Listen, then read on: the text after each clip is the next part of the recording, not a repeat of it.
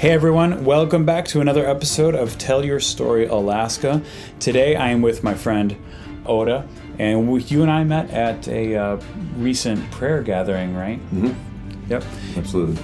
And so we were at this prayer gathering, and you and I just started chatting, and it turned out that you have a story, and that turned into you being here in my little recording cabin behind my house, and we're going to record your story today.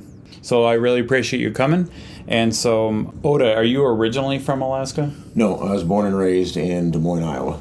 Oh, really? Yep. A Midwestern guy? Absolutely. I'm a Midwestern guy. Yep. I spent a majority of my childhood, and in fact, I didn't move out of Iowa until after my first prison sentence, and my mother moved to Arkansas. So I was in my 20s before I ever moved out of Iowa. Oh, wow. 20 years in Des Moines. Yep. I was born in Des Moines, but I grew up in small town communities like Perry, Boone, Madrid, little areas. I can remember Ben Franklin stores. Yeah. And putting quarters in arcade machines and stuff like that. But, yeah, that's cool. So tell us about what was your childhood like? Because just for a quick preview, where we're going is you've had a traumatic life, we'll say that. You've been a lot of jail time, prison, and the Lord has really redeemed you out from all of that, and that's kind of where your story is going. Right. And so let's start with your childhood. What was growing up in Des Moines, Iowa like?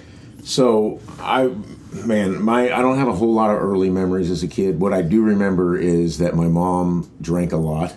I remember some of my first memories of kids is my mother being a bartender, and I can remember sitting up at the bar and thinking it was really cool because she would make me a Sprite and put grenadine in it, and I thought I was drinking whiskey like everybody else. And so alcohol and that type of lifestyle was very prominent growing up as a kid. The other thing I remember as a kid is due to my mom's unfortunate ability to be able to pick guys that eventually became abusive, and most of them were people she met at bars or something like that. We moved around a lot as a kid. So, we would be in a small community like Madrid, and my mom would meet a guy, and we would move in right away, and things would go really good for a month or two, and then there'd be arguing and fighting, and of course there was drinking involved, and so there'd be violence. And I can remember waking up and my mom being beat up in a rocking chair, and wow. And we would just load up in the car and take off in the middle of the night with nowhere to go, and so we moved around a lot. And so, to be honest, I can't remember the name of a single teacher that I had, and I made it all the way to 11th grade before I got a GED. I can only remember one school, and that was a school that I dropped out of when I was older. So I remember it was always very difficult for me to make friends because, I would go into a school, and my childhood was entirely different than any of the other kids, and so I didn't have any ability to be able to really learn how to build any kind of relationships. And I just remember that most of my interactions with kids is I was bullied, or I was, ostracized because I was the new kid, and I was never able to be there long enough to not be the new kid. Yeah. And so I just moved around, and a lot of the people that my mom would meet and guys that she would end up in relationships with were farmers and people out in the country. And so we would live way out in the middle of nowhere, and all I would have for a friend was a horse or a dog or something like that. And so when you moved, it was like to move in with this new guy, the latest guy. Yeah, and what would happen is things would get really, really bad. We would leave in the middle of the night, and if my mom couldn't find something right away, she would have me put into some kind of group home or some kind of shelter or something like that. And then maybe as she met, this next guy and things seemed stable, she'd bring me home because I didn't have any brothers or sisters. What were those group homes? Like, what were they like, and what were they? They were awful. So it was just another place where it was like school and jail mixed together, right, for a kid. And so going into a place like that, the thought in the back of your mind is, well, my mom doesn't love me enough, or my mom doesn't want me around, or what I think has developed, and it's something that the Lord's still using today, or is still working on me with today, is I began to develop this idea that people don't really like me or want me around. Wow. And so when you cement that in your mind, I think there's a verse in the Bible that says, as a man thinks, so he is, right? And so I would think, well, nobody wants me around. And so most likely subconsciously, I'd begin to act in a way that was like that. And so then people would want me around. And so it just cemented what I already believed. And so that went on and on and on and on and on until I was 14 or 15. And I want to ask, is your dad in the picture at all? Did you ever know your dad? No, I never met my dad. I met my dad when I was like 13 or 14. Okay. I will say that, and because the point of this is hopefully to reach other people that are hurting. I will say that in one of the group homes that I was in, I was sexually abused by another person that was there. That was older than me. And, that was traumatic, obviously. And then it was just like group home to group home to group home to group home to group home. And then when I was about 14, my mother suddenly got sober. Wow. She didn't have a come to Jesus moment or anything like that. Just something in her head clicked. She got sober. My grandmother moved in, and to kind of backstep a little bit, so I had a little Pentecostal fiery grandma. And when I was about 13 or 14, she started taking me to a place called Leetown Assembly of God. I think it was just Leetown Assembly. Pastor Bob Burgett. And he was this old country guy. He knew the Bible, but he didn't know, he couldn't read all that great, right? So I remember him talking about the story of Elijah. And when he talked about Elijah, and it was his favorite person to preach about, and he'd say, when Elijah was under the juniper, but instead of saying juniper tree, he would always say, when Elijah was under the Jupiter tree. and like the planet. Yeah, right. But one of the things I remember that they did that was really cool is once a year they would get a spot in the middle of Des Moines, and they would have a tent revival. Oh, wow. And so there would be all these people that would show up at these tent revivals, and there were people getting filled with the Holy Ghost with the evidence of speaking in tongues, and there was just all kinds of cool stuff happening. Yeah. That I got to see. And there was another guy named Sam Rose that was a traveling evangelist that did that full time, and he'd come to the truck stop, set up a tent, and they would do that kind of stuff. And around about that time, I was soaking all that up. Pastor Bob was super cool. He'd bring me to his house on Mother's Day when my mom kicked me out or my grandma kicked me out. And I felt the presence of God. You know what I mean? Older people in the church would pray for me, and I would feel God. And I knew God was real. The thing that the enemy used to steer me away from building any kind of relationship with God at that point was at almost exactly the same time I discovered methamphetamine and women. Right? And how old were you then? About 16. Okay. So I lost my virginity to a girl that was a couple years younger than me when I was 16 years old, and then that became my focus. Right. Yeah. In fact, we were like in the middle of a Leetown Assembly tent revival. She came over to my mom's house on the 4th of July. And we did the thing in the basement, and I mean, it was like a switch. Wow! Right, come off. That was like a crossroad. It was right like there. God is good, but this is great, right? And that was my focus. And then me and her were together every chance we could possibly get.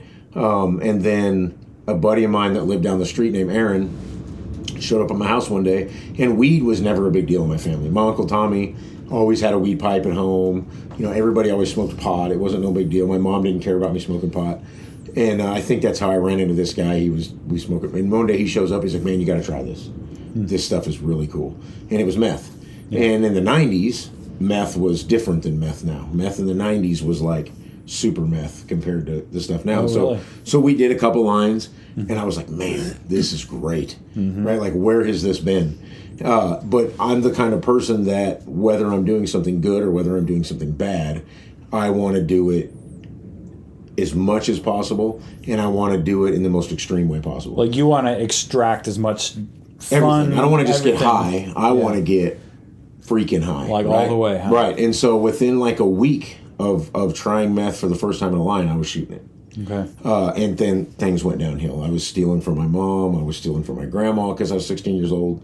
Been in and out of group homes. I hadn't built up any kind of work ethic or anything like that. But I was a fresh-faced 16-year-old kid and had just started this, that my mom didn't even know I was caught up in this, and just went crazy with it. Well, then I found out that I had a huge chunk of cousins that also did dope, right? Oh. What I didn't know is that I had all kinds of family members that got high. And instead of doing what you would think would be the normal thing, Aunt so-and-so or Uncle so-and-so saying, hey, stop, they were like, man, welcome to the party. Really? Right? And so next thing you know, none of them shot dope, but I was, Yeah. And it got worse and worse and worse until I want to say in 95. What can you say when you say it gets worse and worse and worse? Because doing this is great, but so what about it is getting worse and worse? Well, and so worse? my living situation, right? Okay. So I'm living at home, and I was riding around with, I guess he was a cousin. I think he was a cousin, a guy named Zach, and we had a I don't even know what she was. I think she was another cousin. Her name was Gig. And everybody in the family, when anybody was discussing the problem person of the family, Gig was that person, right? Okay. I mean, she was the twacked out, methed out, crazy person in the family. Yeah. And Zach and her knew each other, and Zach was like, "Hey man, you want to ride with me? I got to go drop off an 8-ball, which is about 3.5 grams of dope." And I was like, "Yeah man, I'll go with you." So we show up. Gig sees me sitting in the truck. A couple hours later, I'm at home, and she calls my mom, and she's like, "I don't know if you know this, but your son was in the truck with Zach. I think he's using drugs." And so my mom came to me, and she was like, "Look, you can either live here, or you can get high." Mm-hmm. And I was like, "See you later." Wow. Right? Just like that. Oh, for sure. And so and I was kind of on the street, but I knew people, and we were running around doing this. And so what got worse is that same mentality of nobody really wants me around.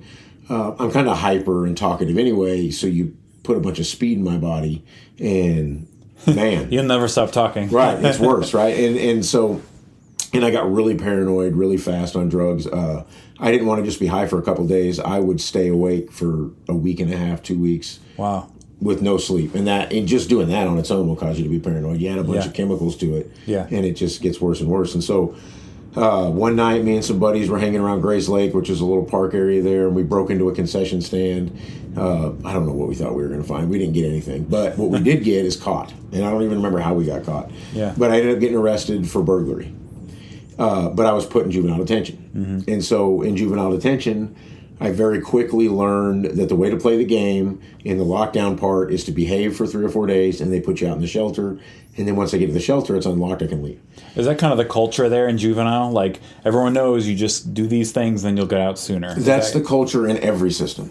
Okay. Whether it's the prison system, whether it's jail. Unfortunately, you see people do it in church. You know, there's always those people that are able to sit back and be like, well, if I can do A, B, and C, D will happen. Right. And so and kids are smart, man. People don't give kids credit for being smart. Kids figure out what adults want them to say and how adults want them to behave, right? And we learn that. And so I got put in the shelter after a few days, and of course I ran off. And I mean, I just kept getting arrested. And finally, they had me back in juvenile detention, and I turned 18 years old. And at like 12:15 midnight, around that time, I hear keys jingling in my cell door, and I open it up, and there's 2 Polk County deputies standing there, and they're like, "Happy birthday. It's time to go to Big Boy." Did they really say happy birthday? I don't remember, but I'm pretty sure in my head. In your head, it seems like that, right? Because, and so, so they took me to Big Boy jail. I was terrified. I was like, oh my gosh, I'm going to all I'm thinking is like the movies I've seen. You know what I mean? It's just going to be awful. Where the new guy gets, it's going to be bad, right? And so I get there, and it's not like that at all. Huh. I mean, like, everybody's cool. Some people know my family. You know what I mean? I'm the young kid that everybody wants to watch out for. And so I'm there for like a month or so. My mom bonds me out because I promise I'm never going to get in trouble again. I'm never going to do dope again. And that lasts about a week. And I get in touch with an old buddy of mine. I think his name was Robbie. And we're out getting high again. And so my mom calls the bondsman without me knowing it. And we're sitting at home watching Home Improvement. And there's a knock on the door. And the bondsmans come in, they arrest me. I just love that you were watching Home Improvement. I don't even know why I remember that, but I remember I was sitting on the chair, me and my mom were talking, and somebody knocked on the door. And when they came in, it was a bondsman. Okay. And they handcuffed me and took me back to jail. And I think even then the courts let me out on probation. I got out on probation and went right back to getting dope. Got rearrested for stealing a vehicle. Went right back to doing dope. And because they let me out, I think they gave me 5 years suspended, meaning I had a 5-year prison sentence. But as long as I do 5 years probation without getting in any trouble, they'll drop the prison sentence. But if I get in trouble, it's automatic prison. Yeah. And so, and if I remember correctly, all of this happened while I was 18. So within like a year, they let me out, I went back, they let me out, I went back, they let me out, I went back. That was a busy year, yeah. They were trying, right? And so finally they're like, dude, we're done messing with you, you're going to prison. And if I remember the dates right, it was November 11th of 1996 I went to prison.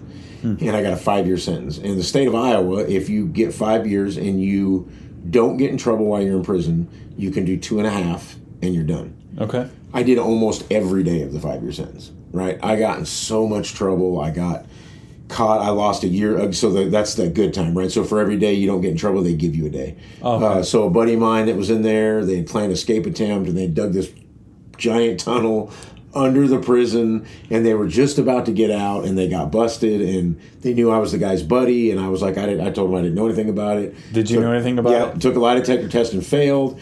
They gave us a year in the hole, which Did you is help like dig the hole? No, but I worked in maintenance, Okay. right? And allegedly, Yeah. you know, they're things that certain people can get in prison. Yeah. In jobs that other people can't. And so all that mattered was that when I took the lie detector test, because what they finally said was, everyone that's been in the hole for 6 months, if you pass the lie detector test, we'll let you go.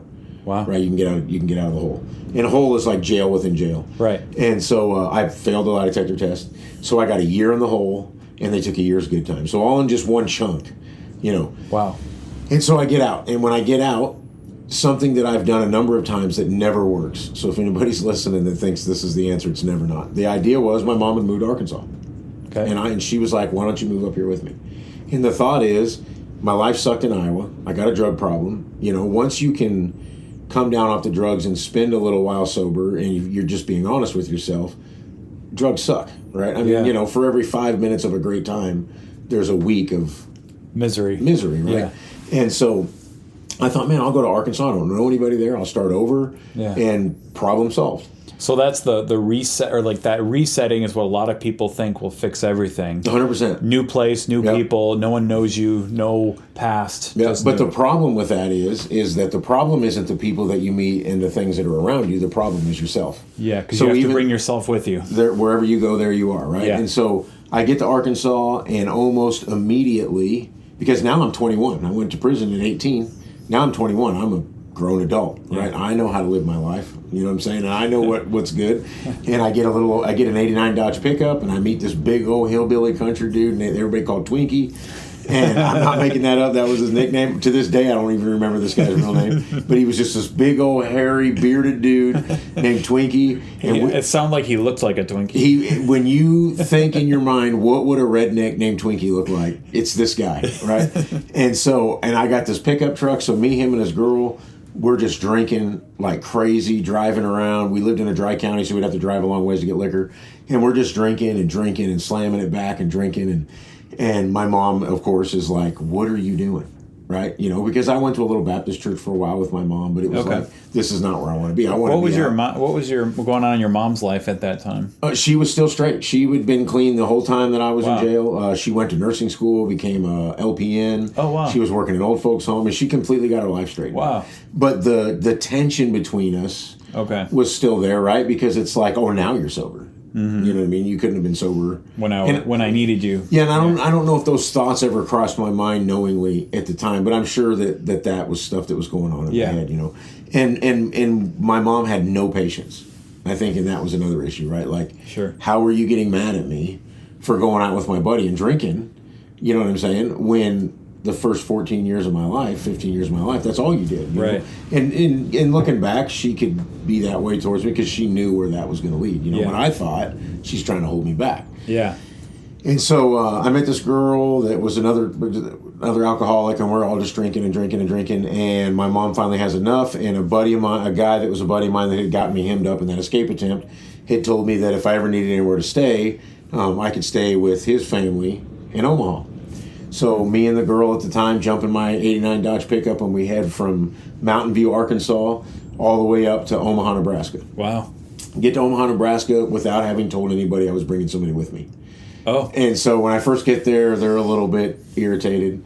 As time goes by, they get a little more irritated because this girl is just not cooperative.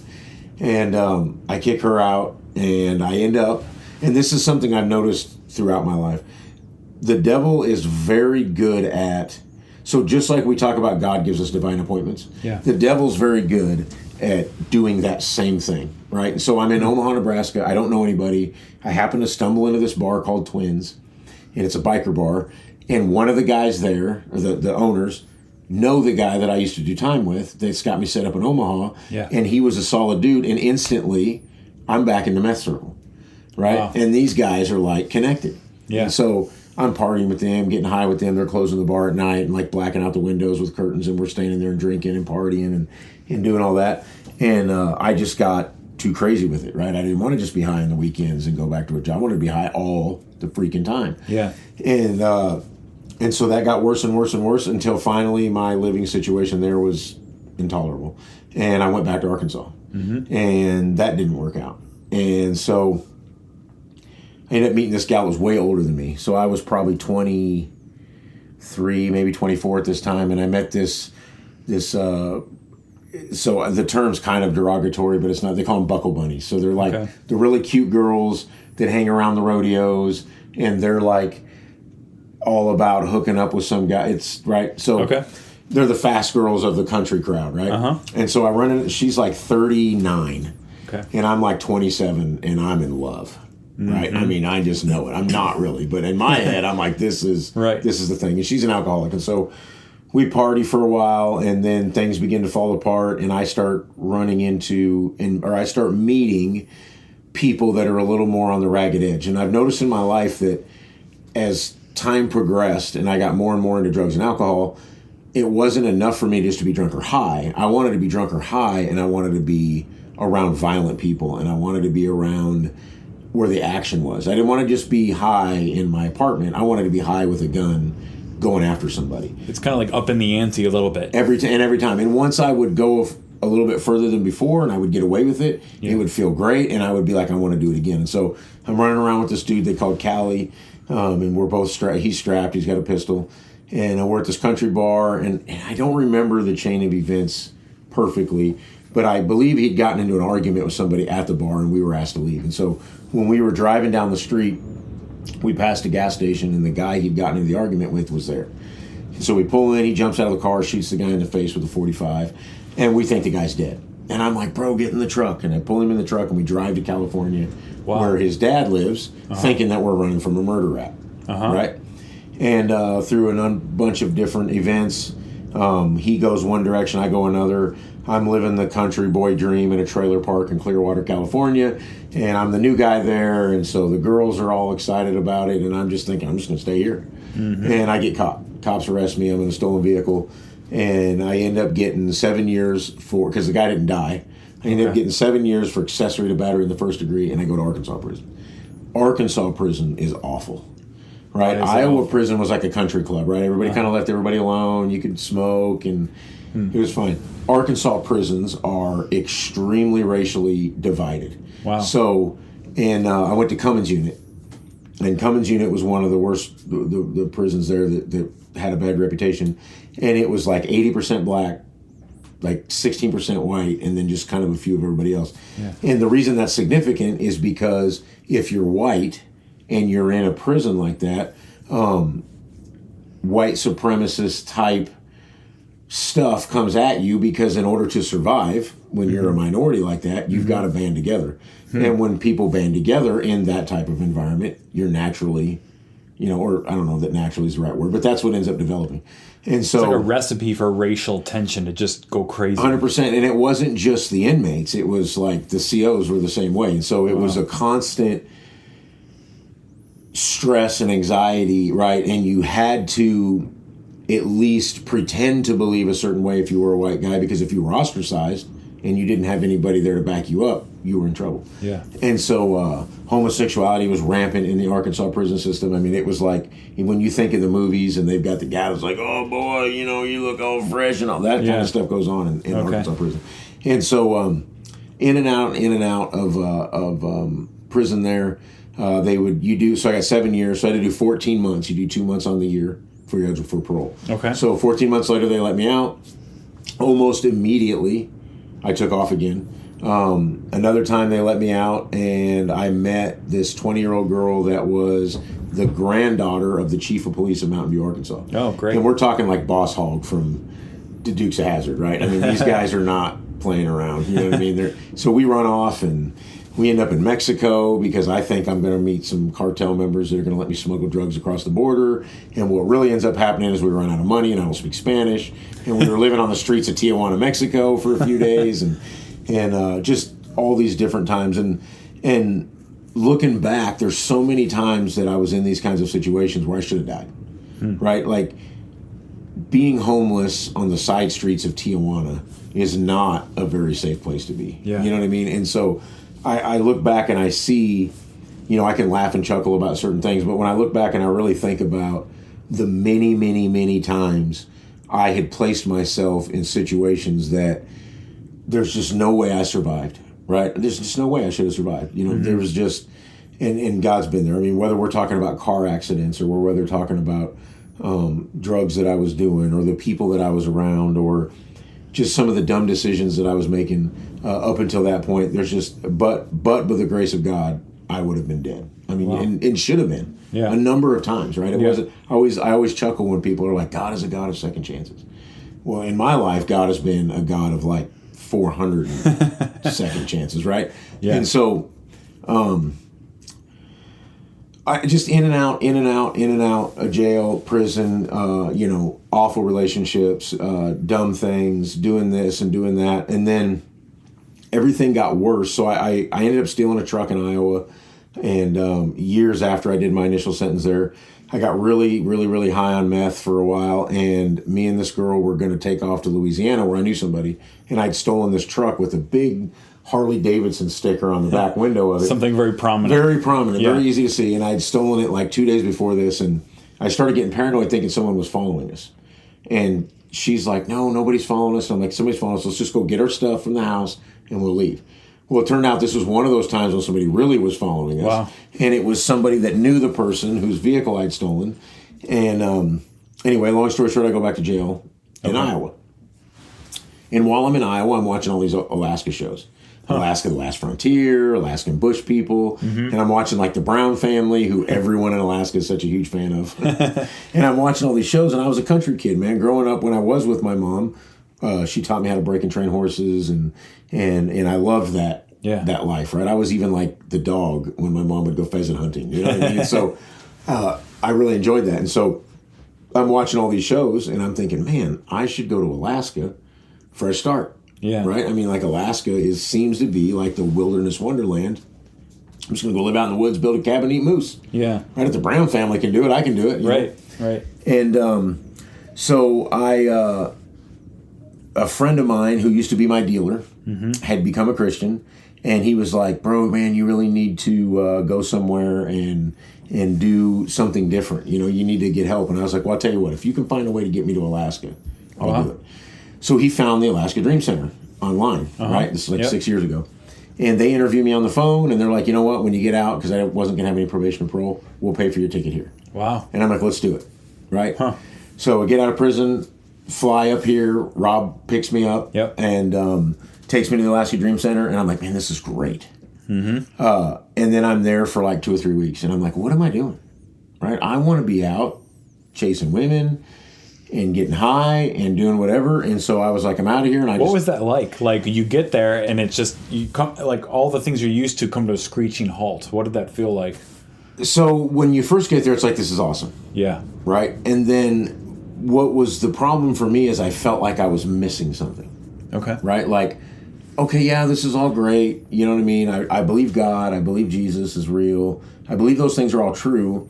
But I feel like living this way, I'm still missing something, right? And that's what we were talking about before we came in here that I'll get into later is you have to reach a point when you realize that the things you think you're missing are not.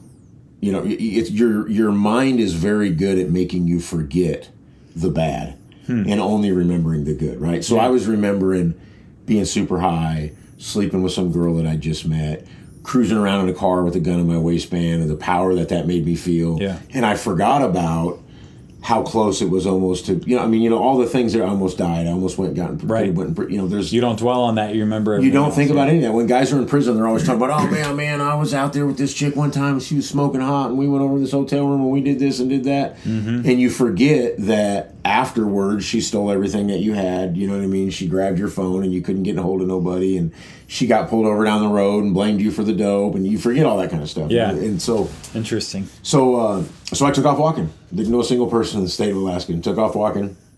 And again, like we were talking about, the devil's very good at the right people, quote unquote, at the right time. Some guy pulls over, picks me up, and he's tied in with the drug scene in Wasilla and Palmer. Yeah. And of all the places I've lived in Arizona, I've lived in Texas, Iowa, and Iowa had a major meth problem. But nowhere comes anywhere close to the drug problem that I've seen in Anchorage in the Valley.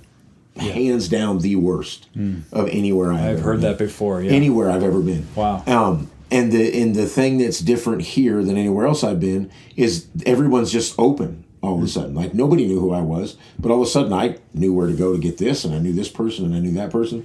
But up to this point in my life, and this would have been 5 or 6 years ago, meth was my only problem. Well, I met this little native girl named Trina, and she did heroin.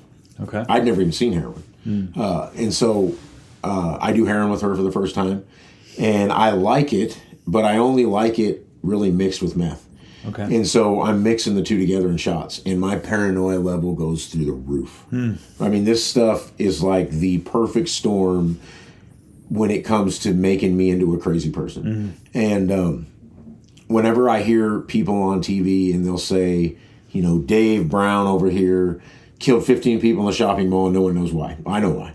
Yeah. Because I've been in that state of mind, but only by the grace of God I was never armed. Right. You know, I mean, I've walked up to strangers and been like, I know what you're doing. You know what I mean? You need to tell that dude I didn't mean to do. And they don't know what I'm talking about, but I know they do. Yeah. You know, and so it's another one of those examples of where God in his providence never allowed me to be in a place where I was in that state of mind with the ability to hurt a bunch of people. Yeah. Because I would have. Yeah. You know, and so I get into this meth and heroin. I mix in meth and heroin, and doesn't take long. I'm in a stolen Jeep Patriot in a high-speed chase in Anchorage. The cops catch me because they always catch you, and they send me to jail, and I end up getting 3 years for refusing to stop for blue lights. Right, I talked my way out of the stolen vehicle by making them believe I knew the girl whose car it was, and get 3 years. So I go to prison in Goose Creek. And man, the first time I was in prison in Alaska, I just kind of kept my head down, did my time, I got out, and then I came back on a parole violation. And while I was back on a parole violation, I ran into a group of folks that are called 1488s. It's a prison gang in Alaska. So in Alaska, you've got the 1488s, you've got the Lowlives, the Caucasian Kings, the Native Brotherhood. Those are the gangs that are in prison. If you're white and you want to be a part of a gang that is significant and known for their violence, you join the 1488s. And so I won't get into any of the names of any of the people, but the guy that was running that group at Goose Creek decided to what they call put me on. And that's when you become a prospect, right? You come in, you take a blood oath. And I'm like, man, this is the best thing ever, right? Because the racist side of it wasn't really the thing for me. The thing for me was I watched these guys, and there seemed to be a level of brotherhood, a level of acceptance and love that I'd never experienced in my entire life ever. Wow. Right? I've always been smart enough to know that if me and you are hanging out, it's because I got dope. Yeah. Right? Once the dope's gone, you've got somewhere to be. These guys legitimately seemed to really love and support. Seems like that comes back to when you were a kid and your mother sent you off to these homes. You're not wanted. Yeah. Now you see a group of guys. Yep. Maybe they want me. And they're very well respected. And for some reason, they want to hang out with me. Yeah. And so I'm like, man, this is the thing, right? This is what I want. And so I really push, I'm hanging around these guys as often as I can. I'm going to what's called a Satru, which is a pagan Viking era, Thor, Freya, Odin kind of a thing, and that's pretty prominent in any kind of white supremacist gangs. And so I get into that, but mainly I'm getting into that because I want to be accepted by these group of people who I now feel like are important people. Is the group premised in this idea of racism or the white supremacists? So the idea behind it is that Odin and Thor and all of these kinds of things, it's all about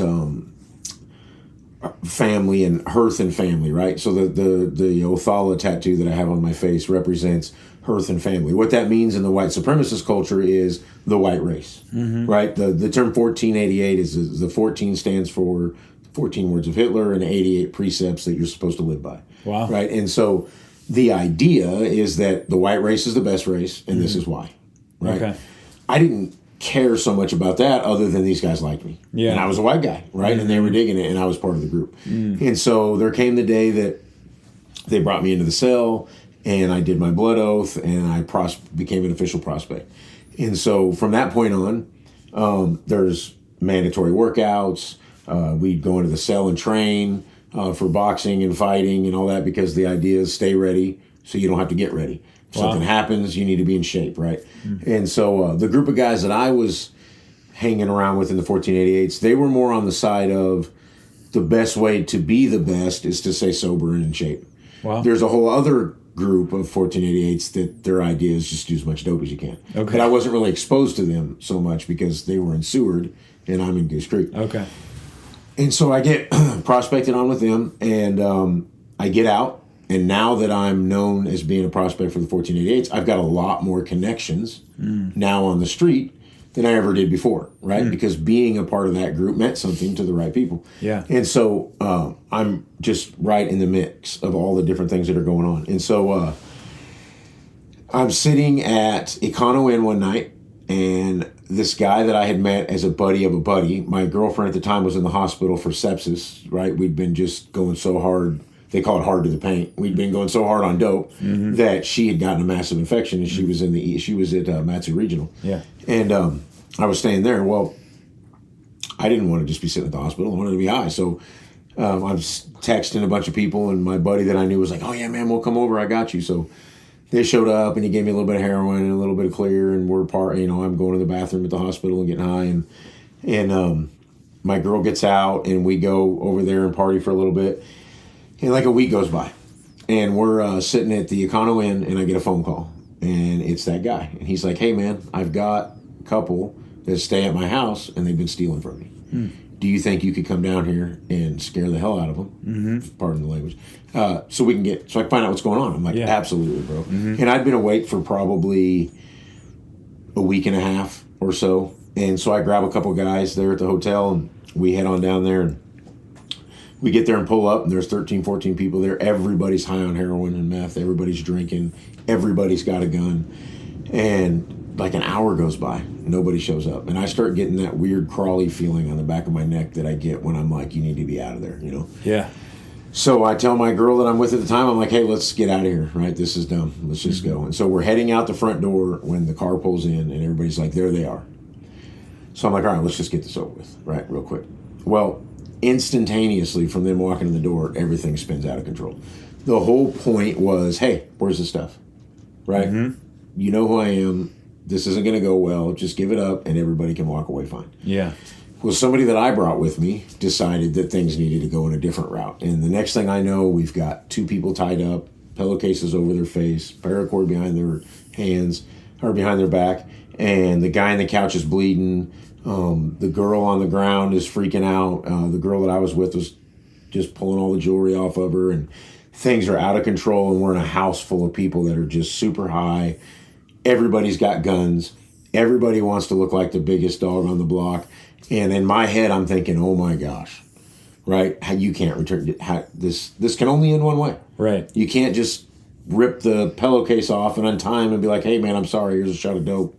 Yeah. Bygones be bygones. Yeah. And while I'm sitting there trying to figure out what to do, because you can't just walk out the door. Yeah. You know, I mean, I know if I was the guy sitting there with a gun and somebody was trying to leave, I'd be like, hey, you know, you're not just walking out of here. Yeah. So I'm trying to figure out what to do, and about that time, the guy that owns the house, he says, hey man, why don't you get the girls and get out of here?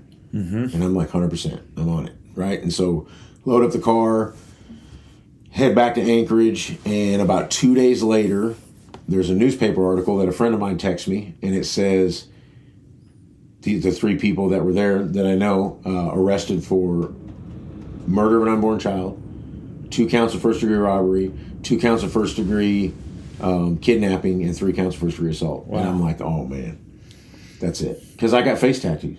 Yeah. Who's not going to know who I am, right? And you were just there. And I was just there 2 days before that. I'm known to be around these particular people. Yeah. And I'm like, oh my gosh, right? This is awful, right?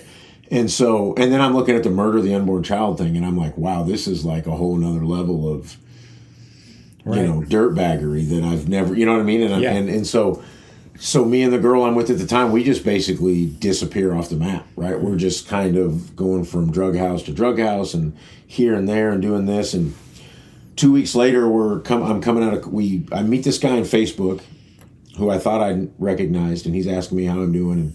And me and the girl I was with were at a homeless shelter. And I was like, hey man, could you give us a ride somewhere? We got some stuff to return so we can get some money so we can get dope. And he's like, yeah, I got you. I'll come pick you up. So he picks us up and he takes us. We're trying to get this taken care of, and I go into cars, and I remember I stole some cheesecake because we were hungry. Mm-hmm. And I get in the truck, and before we can back out, there's like every squad car in Anchorage surrounds us. I mean, there's cops everywhere. Right there in the cars parking. Right there in the cars parking lot, Northway at the Northway Mall. Yeah, I've been there. And I mean, just everywhere, right? Yeah. And I remember looking over because the dude was starting his car with a screwdriver, and I remember looking over thinking, I'm on the run for something serious, and this idiot just got me caught with a stolen vehicle. Yeah. And then I hear over the loudspeaker the cops call me by name. And I'm like, man, this is it. Yeah. Right? So I get out of the car. I've got a BB gun and a shoulder harness under my arm. And I'm trying to explain to them that I've got a gun under my arm, but it's not real. And they get me handcuffed. And I'm trying to play it off like I don't know what's going on. Yeah. I'm like, why are you guys arresting me? I don't have any warrants or whatever. And the cop's like, oh, yeah, you definitely got warrants. And I'm like, well, what do you got me for? And I remember when he read me those charges. Murder of an unborn child, 2 counts first-degree robbery, 2 counts first-degree kidnapping, 3 counts of first-degree assault. I remember just thinking, this is the last time I'm going to breathe on this side of a fence. Yeah. You know? And so they took me to jail. They booked me in. And in my head, I'm thinking, whatever, man, I'm going to do the rest of my life in jail. I might as well just go hard to the paint, man, and just maybe take out a couple guys that nobody wants around, and I just might as well just kind of work my way up the ladder of the car. They call it a car in Alaska. It's a gang everywhere else. Yeah. That I'm in, and that's what I'm going to do. Well, again, God decided that wasn't the route that he wanted me. And it's only because God had to have something planned for my life that I survived any of this stuff. Yeah. You know what I mean? I mean, every day you hear about people who get drunk for the first time and drive down the street and die in a car accident. Yeah. And, and here I have been in like so many worse, critical, just awful situations and somehow skated through, Yeah. And so word supposedly came down from the top in the gang that I was in that I had robbed the sister of the guy who was running everything at Goose Creek. It was totally false. There was no truth to it whatsoever. Yeah. But that doesn't matter. Yeah. That doesn't matter, right? And so the choice that I had at that time was get beat half to death, right? Or go to protective custody, which is like absolutely not something you want to do if you're a man, right? Yeah. Who wants to do that? Sex offenders and people that have told on everybody, that's who's in protective custody. Yeah. Right? Not me. It not makes Oda. you the loser there. Yeah, I'm not going to protect, Yeah. So I'm sitting there, and then in my mind, I know these guys. I know it's not going to be just get beat up once. It's going to be every single time someone sees me. So I put my head down, go the walk of shame, go into protective custody, and I remember sitting there, and I remember thinking, God, this is horrible. I'm going to spend the rest of my life in this type of situation, right? Yeah. And so some time went by. A girl that I knew on the street had put some money on my account, and we could buy these little radios, these little like Sony radio, Jensen radios. Yeah. And I'm laying up. I'm in cell 16. It's June 6th, 2020. It's about 2:45 in the morning, and for like the last week or so, I'd been listening to like Air One gospel music, like contemporary gospel music. Yeah. And listening to KATB, the preaching station. Yeah. And so on that night, I'm laying on the floor, and I listen to the radio, and I just feel the Holy Spirit basically saying, "Are you done?" You know what I mean? Like now I have nothing. I don't have my freedom. I don't have family anywhere, and now I don't have the people that I thought were always going to be somebody that I could lean on. You know what I mean? People I could be. That's all stripped away from me. I'm surrounded by people that are in jail for messing with kids or telling on a bunch of people, and it's like, this is I'm done, right? Absolutely I'm done. And so I got on my knees, I gave my life to the Lord, and I meant it, and immediately felt peace. To just backtrack a little bit, all those charges that they hit me with, had they found me guilty of every one of those, I could have gotten 490 years in prison. Wow. I'm like 41 at the time, right? You only really got to give me 50 for it to be a life sentence, right? And so that was stressful, obviously, right? Thinking about this time, you played off good. And this is 2020. This is I got arrested December, I want to say 5th of 2019. But this is now June 6th of 2020 that God had finally put me under rock bottom to where I had nothing and no one. You know? And so I got up and I prayed, I gave my life to the Lord, and immediately felt peace. I had no idea what was going to happen with my case because I hadn't really been incarcerated long enough for there to be anything significant in regards to that. And COVID was now rising to the top. Yeah, throw that in the mix. So the court systems were screeching to a halt, and nothing was happening, right? They suspended speedy trial, and now all this stuff's going on. So, but I had peace. And I remember in my head thinking, if I get the rest of my life in prison, I know God's going to be with me, right? And I know that God could use me there. I mean, it obviously wasn't my choice where I would have wanted to go. And so did peace look like to you like if I spend the rest of my life in jail, okay, Lord, or if I end up getting out sooner than I might think, okay, Lord, like there's it wasn't. I don't know that it was that thought out. It was just the anxiety was gone. Oh, okay, right, okay. You know, sitting there facing that much time, it's pretty hard to get away from that thought, no matter what's going on, right? And when I rededicated my life, Lord, and I say rededicated because when I was younger, going to church with my grandmother, I had said the sinner's prayer, and I meant it, right? And then, like I had said, I discovered drugs and sex, and that took me away. So I was like, yeah, Lord, I'm done. And like I said, it was like the peace looked like anxiety just being gone. Right. And then as time went by, those thoughts, like you were talking about, kind of came to the surface. You know, well, if I got to do this, it's like, well, there's a book by a lady named Katie Souza called Key to Your Expected End. It's a little workbook. And she was a woman that had went to prison for manufacturing meth and got like a 14-year federal prison.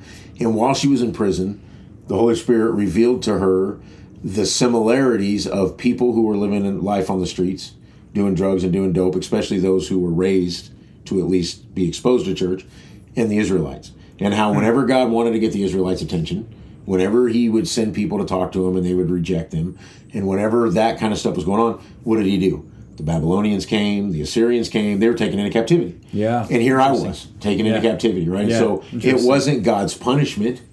It was God's way of saying, I want you out of this, and you can't seem to hear me when you're out there in the noise, so I'm putting you in jail. Wow. I mean, then I went through this workbook, and it was freaking amazing. Yeah. Right? Awesome workbook. And so I did that. Even though our movement was extremely restricted in protective custody, we were only out of our cells like maybe an hour a day. We kind of got a little Bible study thing going. And when guys would go out to the rec yard, there were a few of us at the CO would let go into the cell instead, and we'd do Bible studies. And I was growing, and things were great, and met bunch of different good people. And then God began to work in my case. And the way that the issue was, I had an attorney that was like, listen, if we can say this, or this, there's some problems in your grand jury indictment, we can probably get this taken care of. But I felt immediate conviction of doing anything or saying anything that was dishonest. Was the things he was suggesting were dishonest? Well, it was like, so she was like, look, so they can't prove this. Because this person's saying this and this person's saying this. So, right? And so it was never that the attorney was like, lie. But it was implied that if I was just dishonest in a couple areas, there were enough mistakes in the grand jury indictment that I could probably get away. Yeah. But immediately the Holy Spirit was like, this is not how God's going to work. God's not going to work through dishonesty. Wow. And so time went by, courts got backed up even further. And to make a long story short, the prosecutor decided that the people he wanted to focus on the most were the 3 people they arrested that night. Yeah. Because there were so many people at the house and they couldn't figure out what was going on. The prosecutor never asked me, ever, if I did anything. Right? And so there was never a time that I lied about it or had to lie. And so I went from facing 490 years and the pressure and the hopelessness that all that brought me to God. And after that, when I became serious with the Lord and was seriously pursuing a relationship with Christ and learning the Bible and reaching out to other people, there came a time when the prosecutor said, if he'll take a deal, I'll give him 4 years for assault 3. So I went from facing 490 years to getting 4. Yeah. Wow. And it wasn't always easy. I made some mistakes. We talked about that inside. Yeah. I learned after being released on parole, I learned that the biggest issue and problem for any Christian coming from addiction and coming from the life that I have is that first compromise. Yeah. Right? Yeah. People who genuinely and sincerely give their lives to Christ, get out, and reoffend and go back to prison, it's not because they don't love the Lord. It's not because they had jailhouse religion. It's because they got out and they began to make small compromises, which then turned into bigger compromises, which then turned into larger compromises, which then turned into dope. And like the first compromise, you mentioned smoking cigarettes. So I get out, I'm doing great. I'm going to Anchorage Baptist Temple. I'm a part of their Celebrate Recovery community. Yeah. I'm doing really good, and I get a job at the wing place there on Boniface, and everybody there smokes. And I'm like, man, it'd be good to have a cigarette. And, you know, not getting into the theological debates of whether you shouldn't smoke or not, there's a part in there where Paul says, or it might be, I think it's Paul. He says, to he that knows it's sin and does it anyway, to him it's sin. Yeah. So maybe for Dave here, smoking's not a big deal, right? But what I know is that the Holy Spirit convicted me that I shouldn't do it. And I made the conscious decision to say, yeah, but I want to. Right? And so I stepped out in disobedience, started smoking a cigarette. Yeah, that was really well said. Right? And so then the next thing that come along was the ex-girlfriend who was a part of the case that I was in, who was still a user. So would I have went from following the Lord to sleeping with her? Right? Probably not. Maybe. I don't know, right? Yeah. But what I do know is I made a small compromise. So then the next compromise wasn't really that big of a deal. Yeah. Right? And then the next compromise, which was, I don't have to see my parole officer for like 2 weeks. Let's go out and smoke some dope, right? Smoke a little meth and party and have a good time. We'll just do it for a couple days, right? And then I'll quit. But as long as I don't go back to the needle, I'm okay. Right. And then, so of course, I'm sure anybody listening knows how that goes. And so so it went from smoking cigarettes to this to that. The next thing I know, I'm once again in a car. Of course, now this time the car is actually mine, which is a change. Yeah. And I'm getting pulled over and I got dope and I go back for parole violation. Right. Yeah, and, I think we said it earlier, like the road to hell is paved with little tiny baby steps. Little tiny baby steps. It's not like these big, I made a terrible choice. It's like little tiny compromises. Yeah, and I think it's very few times that people that get out that really love the Lord just go from I love Jesus to needle in the arm. It goes from I love Jesus, but I love this too, right? And maybe I shouldn't do it, but maybe I can just do it once. Yeah. And then what ends up happening is, and this is, I think, the biggest failure. I think this is a combination of two things being a failure. The church not necessarily knowing how to deal with people that are in addiction. Yeah. And the people that are in addiction not knowing how to deal with the church. Because what ends up happening is you slip up and you fall. And then you don't want to go to church because you feel guilty. Right. And the people from church, a lot, and not all, but a lot of times the people at church are like, Oda's not coming to church. I knew it. Right? And then an attitude of judgment comes in. Yeah. And then the two things together are that perfect storm to push the person away. Right. Who really, if the people from church had reached out and been like, brother, man, we're not here to judge you, but if you're hurting, we want to help.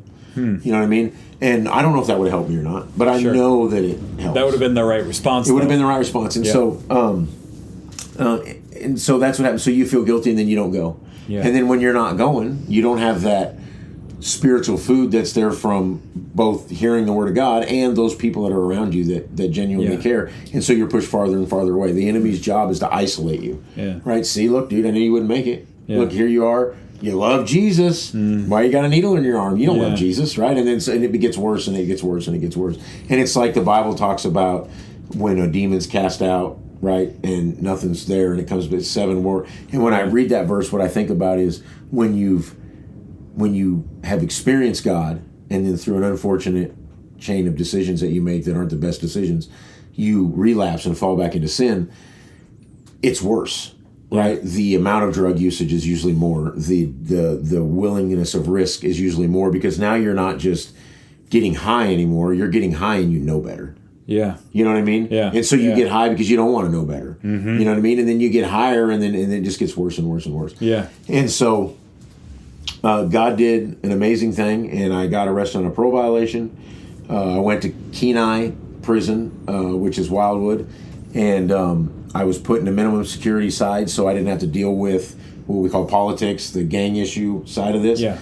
And got into Bible study group with the guys there. Really was able to grow in the Lord. We were provided with cable TV in our cell. There's a lot of stuff on TBN and different things that you can watch that are really beneficial. And I got released. I got released August 29th with no probation, no parole. And man, I'm looking at the time, so I'm trying to keep it under an hour. What I will say is that since being released and keeping my focus on God, God has blessed me with a full-time job.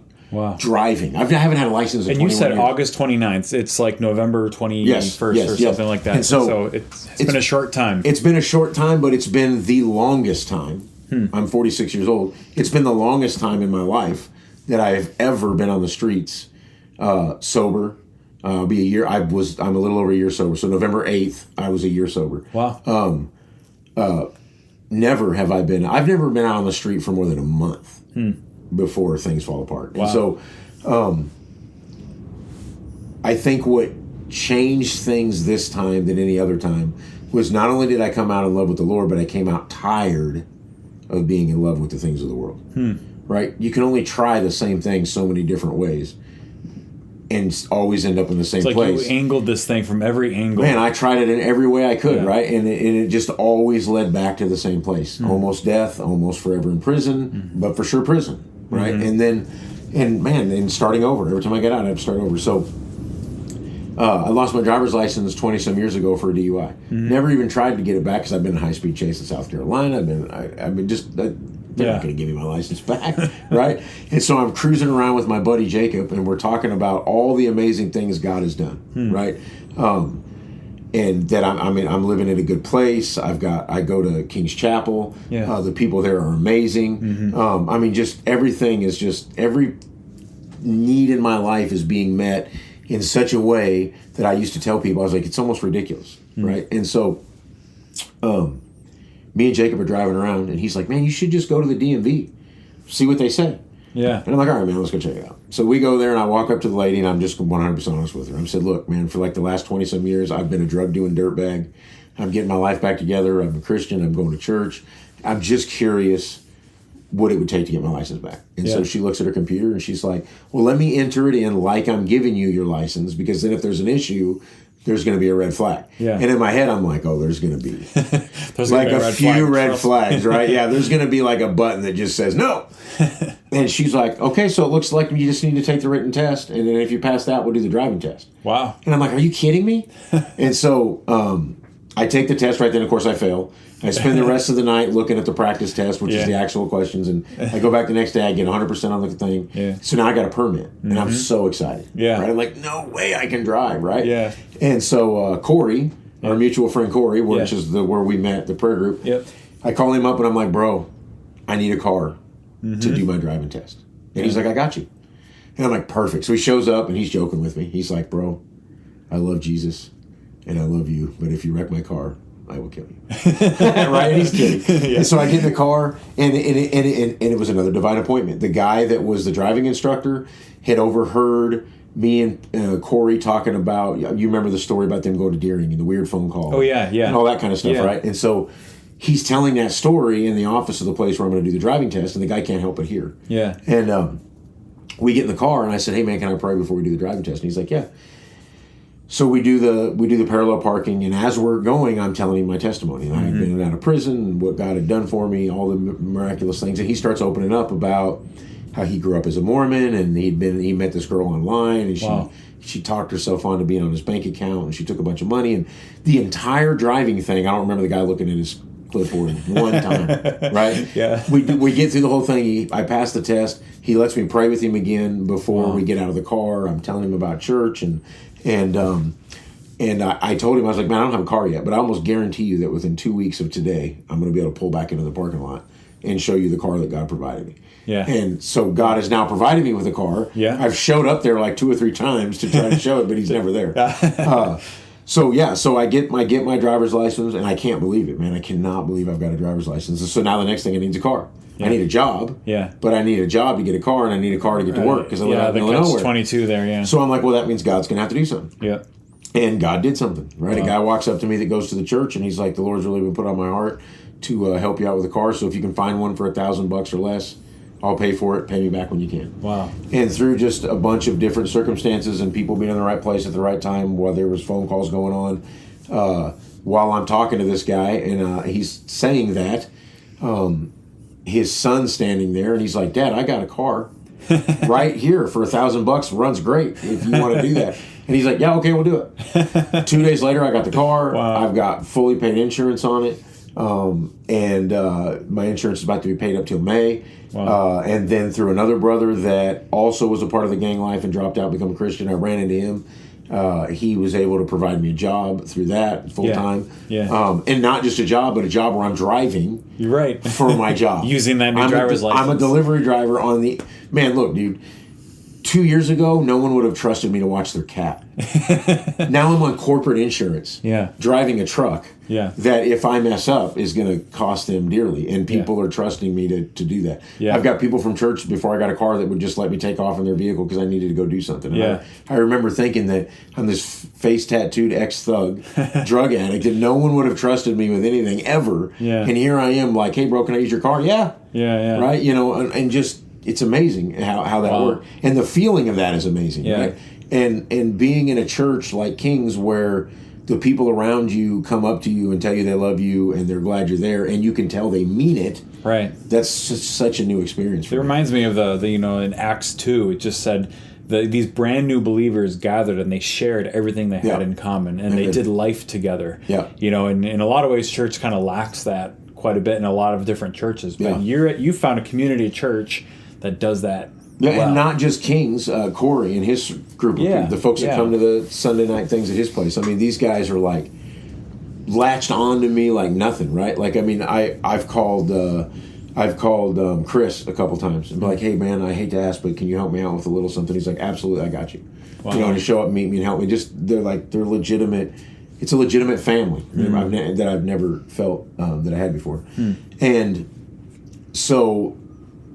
Seeing the time, I guess the last thing that I would say is God has supplied everything. Job, a car, a great church, great people. Now he's giving me the opportunity to share my story. Yeah. And now, without getting into it too deeply, I've met this woman that goes to my church that doesn't have the same degree of a history that I do, but has had a hard life nonetheless. And the thing for me that's very intimidating when it comes to relationships is due to the fact of my mother leaving me at places and all that. I've had such a hard time trusting women. And I mean, I have not been the kind of person that women could trust. And so relationships are very intimidating. Yeah. And the great thing about this girl is that I'm able to, very early I was able to sit down and I was like, here's what I've done. Right? Yeah. Accept it or not. You know what I mean? And she was okay with that. And so, you know, I know a lot of people are nervous about folks getting into relationships too soon with histories like mine. Yeah. But this has really been an opportunity where healing has been something that is better because we're doing it together and it's a safe place. I can tell her anything. She can tell me anything. And I'm not, and the other thing about it is I'm not trying to get something from her. Yeah. Right? Relationships for me were always selfish. Yeah. I want to get in your pants. I want to try to get your money, and I want to try to make you feel like I'm a big dog. Right? Yeah. And that's not been the case with this kind of situation. I feel like it's a person that I just want to get to know. Not so a person I want to own. You're going slow, and you're trying to do it right, and you're communicating, and it's not that you're just trying to. It's different than you've ever done before. It's different because I don't want the person, so to speak. I want to get to know the person, right? Sure. And so no doubt there's pitfalls. There's things that can come about that will be issues and things of that nature. But as it stands now, it's been very beneficial. It's been very helpful. You know, she's got a lot of healing to do. I got a lot of healing to do. But God is moving in the midst of that. You know what I'm saying? And showing me what it means to be a man that a woman can trust, and showing her what it means to be a woman that a man can trust. Well, it's certainly a lifelong process. I mean, even me, I don't have a story nearly like yours, but just peeling back all of those wounds just one at a time. Yeah. One at a time. And that's what we call sanctification, right? Yes. It's just bringing back to who God made you to be originally. Yeah. By peeling back those wounds, the damage that happened. Some of it happened to you. Some of it was self-inflicted. Yeah. But most of it was self-inflicted. Yeah. Most of it was self-inflicted, if I'm being honest. Yeah. And now you've only been out a few months, and you're beginning that road. Yeah. Of peeling it all back. And it's not all been easy. For me, the anxiety and the stress is everyday life. Yeah. What everyone else has been used to normally growing up is now something that I'm trying to navigate. Completely ignorant of just the basic stuff, right? All the little minor things in life that weigh down on you, and dealing with it sober, right? Yeah. There's been times of anxiety that were so overwhelming I almost had to pull over my car and sit there and cry like a baby. But what I did differently than any other time I was stressed out is I called Corey. And I was like, bro, I need you to pray. Yeah. I don't know what's going on, but it's not right, and I'm freaking out, man. And of course he was like, yeah, let's pray. Yeah. And we prayed for like 5 or 10 minutes, and there wasn't like any kind of immediate easing, but the next morning I woke up and things were better. So I mean, if anybody's wondering like how to pray, that's the prayer. The prayer is that I'm able to not become overwhelmed with life, right? Just life stuff. You're like rewiring your brain now to handle stuff in a new way. Yes. And that's not easy to do. No, it is not. Yeah. No. Well, Oda, I'm really thankful you came to tell your story. Yeah. I hope that the right guy at the right time listens to this and says, I can do that too. Yeah. If he was where you were. So I really appreciate you taking the time. And I love you, man. Thanks for coming out. Yeah, you too, brother. Appreciate you, man. God bless. You too.